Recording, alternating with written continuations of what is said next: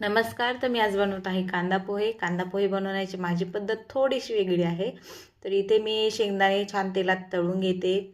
शेंगदाणे तळून घेतले की लगेच त्याच तेलात जिरे, मोहरी, कढीपत्त्याची फोडणी घालणार. जिरे, मोहरी, कढीपत्ता छान तडतडला की त्यात मी हिरवी मिरची घालणार. हिरवी मिरची छान तेलात तळून घ्यायची. नंतर त्यात भरपूर असा कांदा घालायचा, लाल होईपर्यंत परतवायचा.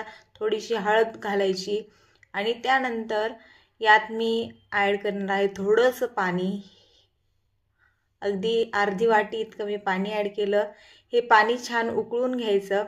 पाण्याला छान उकळी आली की मग याच्यात आपण जे भिजून असे मोकळे मोकळे करून घेतलेले पोहे आहे ना, ते ॲड करायचे. पोहे छान मिक्स करून घ्यायचे. आलटी पलटी करून हे पोहे छान मिक्स करून घ्यायचे. त्यानंतर यात ॲड करायची भरपूर सारी अशी कोथिंबीर.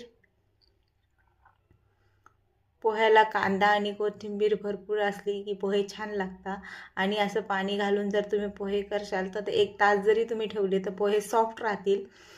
आता मी यात ॲड करत आहे कोथिंबीर. थोडंसं परत हलवून घेते आणि चवीनुसार मीठ ॲड करते. तुम्हाला माझी ही पद्धत कशी वाटली मला कमेंट करून नक्की सांगा. नक्की एकदा ट्राय करून बघा. तुमचे पोहे पण सॉफ्ट होतील छान. व्हिडिओ आवडल्यास व्हिडिओला लाईक करा, शेअर करा आणि माझ्या चॅनलला सबस्क्राईब करा.